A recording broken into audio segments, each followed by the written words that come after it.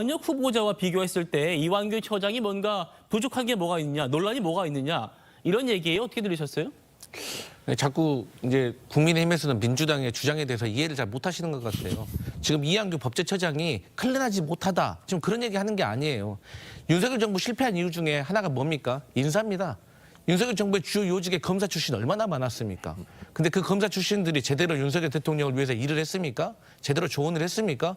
방금 들어보니까 이완규 처장 사실이 아닌 거 말 다 하는 그런 성격인 것 같은데 그런 분이 이완규 처장께서 그동안 윤석열 대통령에게 제대로 된 그런 조언하셨습니까? 그렇게 가까운 분인데.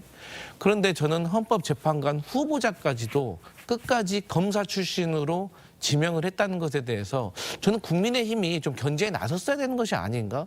그러니까 인사라는 것이 사실 그 정부의, 그 정당의 어떤 모든 걸 보여준다고 할 수가 있는데 저는 저렇게 미스터 클린이라는 말로 치부한다는 것이 너무 안타깝다. 이런 말씀으로 마치겠습니다. 고진아 변호사님. 그러니까 민주당은 또 검사 출신을 지금 임명하는 게 잘못 아니냐 이렇게 얘기하는 것 같아요. 어떻게 보십니까? 근데 붙잡고 늘어질 게 검사 출신이라는 거. 민주당은 뭐만 있으면 무조건 검찰 탓. 이제 비슷한 논리인 것 같아요. 근데 헌법재판소는 원래 법관 조직이 아니에요. 그러니까 법관 출신이 많기는 하지만 변호사 출신, 최근에 이제 조한창 변호사도 들어갔죠. 변호사 제야에 있던 분들도 들어가시고 옛날에 헌법위원회 시절에는 교수 출신도 들어가고 법관이 아닌 사람, 법조인 아닌 사람도 들어갔었어요. 그래서 최근에 헌법재판소에 없었긴 했지만 예전에 박한철 소장이나 이렇게 검사 몫이 있었습니다. 그러니까 지금 오히려 전혀 없는 게 균형이 안 맞는 거죠.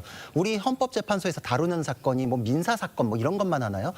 우리나라를 전체를 아우르는 사건을 다루기 때문에 모든 법조인의 시각이 필요하고 그거는 판사의 시각이 아니라 변호사의 시각 그리고 검사의 시각. 그래서 이제 교수 출신도 대법관이 되고 이렇게 이제 문을 열고 있는 과정이거든요. 그러니까 지금 오히려 균형점을 맞춰간다라고 볼 수 있고 민주당에서 지금 실력이나 이런 거에 대해서 지금 태클을 못 걸잖아요. 그러니까 지금 마은혁 후보자랑 너무 대비되니까 이제 그런 것들이 보이겠죠. 그런 부분에선 더 우위성이 확인이 되는 것이고 그리고 윤석열 정부 얘기하는데 솔직히 이제 탄핵으로 정부가 끝났잖아요. 그 이후에 임명이 됐는데 임명하신 한덕수 국무총리 민주당이 몰아붙였지만 탄핵 심판에서 결백이 확인됐지 않습니까? 그분이 윤석열 대통령의 계엄 당시 반대했던 거 알잖아요. 그러고 나서 이미 대통령에서 파면됐는데 그분의 뜻을 받아가지고 임명을 했을까요? 너무 어거지죠. 그리고 지금 그 당시에도 반대했던 이완규 처장은 쓴소리 했는데 지금 와가지고 윤석열 대통령하고 뜻이 맞아서 하는 행동이 있을까요? 그런 게 전혀 없죠. 그러니까 의혹만 가지고서 그런 얘기를 할 수는 없다. 그리고